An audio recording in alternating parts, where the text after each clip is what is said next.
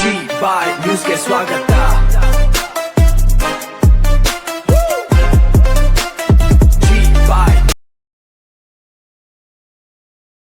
G ಬಾಯ್ news TV ವಿಶೇಷ ಸುದ್ದಿ ಪ್ರಸಾರಕ್ಕೆ ತಮಗೆಲ್ಲರಿಗೂ ಆತ್ಮೀಯ ಸ್ವಾಗತ. ರಾಯಚೂರು ಜಿಲ್ಲೆಯ ಸಿರವಾರ ತಾಲೂಕಿನಲ್ಲಿ ಹೃದಯ ವಿದ್ರಾವಕ ಘಟನೆಯೊಂದು ವರದಿಯಾಗಿದೆ.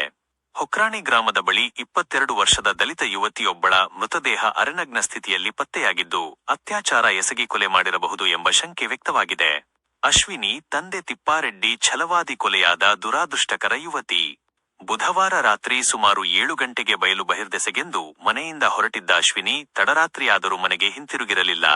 ಇದರಿಂದ ಆತಂಕಗೊಂಡ ಕುಟುಂಬಸ್ಥರು ರಾತ್ರಿಯಿಡೀ ಸುತ್ತಮುತ್ತ ಹುಡುಕಾಟ ನಡೆಸಿದರೂ ಆಕೆಯ ಸುಳಿವು ಸಿಕ್ಕಿರಲಿಲ್ಲ. ಆದರೆ ಗುರುವಾರ ಬೆಳಿಗ್ಗೆ ಹೊಕ್ರಾಣಿ ಸಮೀಪದ ಬಾವಿಯ ಮೆಟ್ಟಿಲ ಬಳಿ ಅಶ್ವಿನಿಯ ಮೃತದೇಹ ಅರೆನಗ್ನ ಸ್ಥಿತಿಯಲ್ಲಿ ಪತ್ತೆಯಾಗಿದೆ.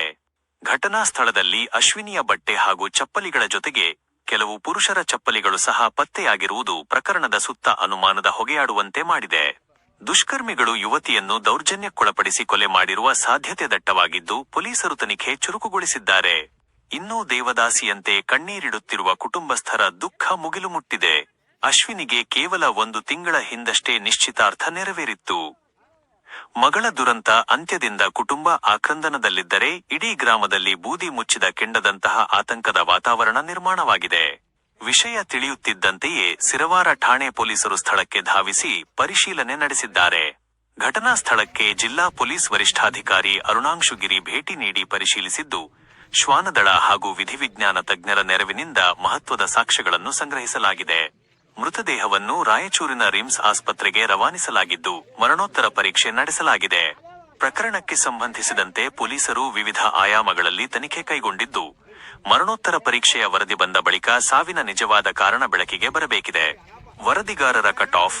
ರಾಯಚೂರು ಮತ್ತು ಮಸ್ಕಿಯಿಂದ ನಮ್ಮ ಪ್ರತಿನಿಧಿ ಎಚ್.ಕೆ. ಬಡಿಗೇರ್ ನೀಡಿದ ವಿಶೇಷ ವರದಿ ಇದಾಗಿತ್ತು.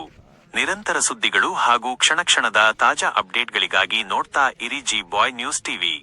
ನಮ್ಮ ಚಾನೆಲ್ ಅನ್ನು ಲೈಕ್ ಮಾಡಿ, ಶೇರ್ ಮಾಡಿ ಮತ್ತು ಸಬ್ಸ್ಕ್ರೈಬ್ ಮಾಡಲು ಮರೆಯಬೇಡಿ. ಧನ್ಯವಾದಗಳು. ನಮಸ್ಕಾರ.